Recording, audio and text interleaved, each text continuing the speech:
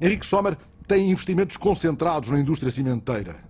Obras públicas, estradas e infraestruturas do Estado serão o seu negócio.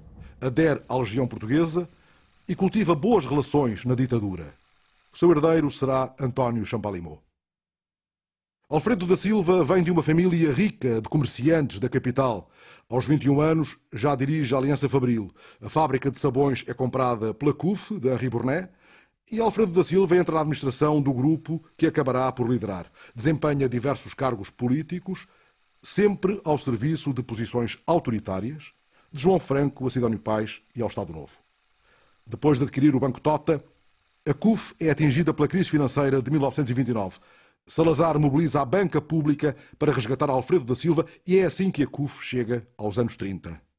Além dos adubos, domina a atividade portuária, a construção naval e a transformação de tabaco. Sob a proteção do regime, vai tornar-se o maior potentado económico do país com escala internacional.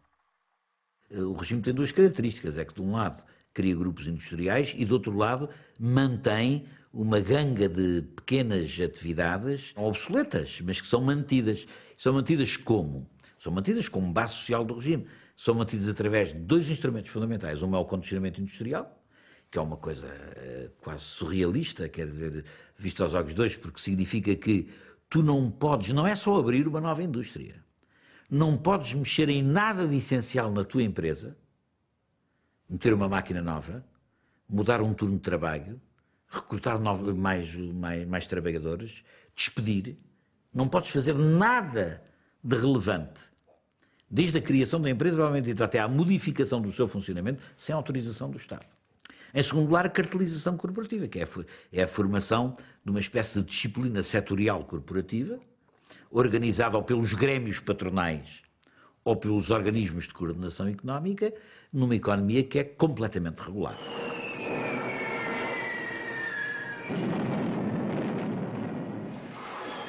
O capital português tem um papel importante no apoio aos franquistas durante a Guerra Civil de Espanha. O empresário Manuel Bulhosa afirma ter negociado com o próprio Franco os fornecimentos de combustível da Sonap para os aviões alemães ao serviço do golpe. Alfredo da Silva fornece navios para o transporte de tropas, armas e mercadorias. Jorge Botelho Muniz, quadro da CUF e criador do Rádio Clube, recruta voluntários para o lado franquista. Nos anos 60, Manuel de Melo e Manuel Espírito Santo receberão condecorações espanholas em reconhecimento pelos serviços prestados a Franco. Perante a Segunda Guerra Mundial, a elite vai beneficiar amplamente com a neutralidade do Estado português. Pela única vez em todo o século XX, o país exporta mais do que importa. Na posse de largas reservas de ouro e divisas, a ditadura lança-se no planeamento da modernização económica.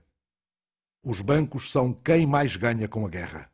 O nascimento do BPA, em 1942, liga-se à necessidade de separar a casa bancária de Cupertino Miranda dos seus negócios de exportação, já incluídos na lista negra dos aliados pelas ligações alemãs. Entre os grandes bancos de Lisboa, o BES conquista a liderança. Em 1936, o banco é procurador do Estado nazi no fornecimento de armas ao governo de Portugal. A Alemanha ultrapassa pela primeira vez a Inglaterra nas importações portuguesas. O banco de Ricardo Espírito Santo vai de vento em popa. Durante o conflito mundial, duplicam as aplicações do banco noutras empresas e quadriplica o valor das suas ações. Mas as ligações do Espírito Santo aos alemães vão mais longe.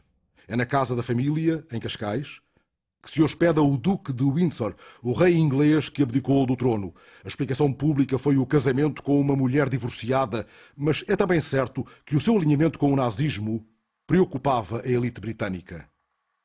O plano de Hitler era instalar Edward no trono de uma futura Inglaterra ocupada. Para isso, pretendia que o Duque se mantivesse fora de território inglês. Nesse processo, Ricardo Espírito Santo é intermediário da Alemanha junto do Duque. Mas as diligências do banqueiro fracassam, Windsor acaba por seguir as ordens de Churchill e instalar-se nas Bahamas britânicas. Estas movimentações são seguidas de perto por Salazar, que cultiva com o Ricardo Espírito Santo uma amizade única. Reúnem-se aos domingos e correspondem-se regularmente. Quando o banqueiro morre em 1955, Salazar, sempre avesso a cerimónias privadas, comparece no funeral.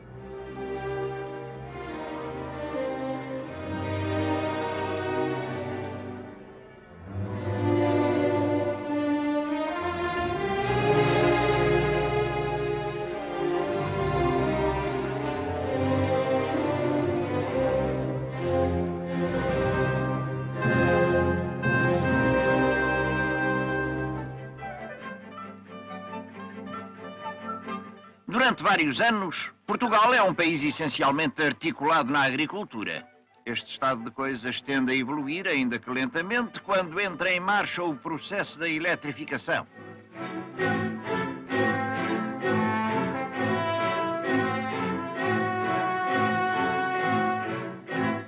A construção de barragens foi um primeiro passo nesse sentido, seguindo-se o lançamento da rede distribuidora. Ao lado dos rebanhos da idade agrícola, apareciam as estruturas da era tecnológica. Em 1960, Portugal vive o maior atraso da sua história em relação à média da Europa desenvolvida. Mas a economia vai começar a crescer rapidamente.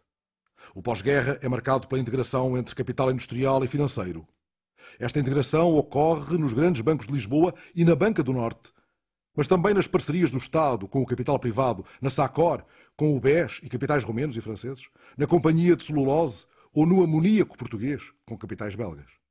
Finalmente, os grandes centros de integração industrial e financeira são as famílias Champalimau e Melo, protegidas por regras alfandegárias que garantem mercados exclusivos.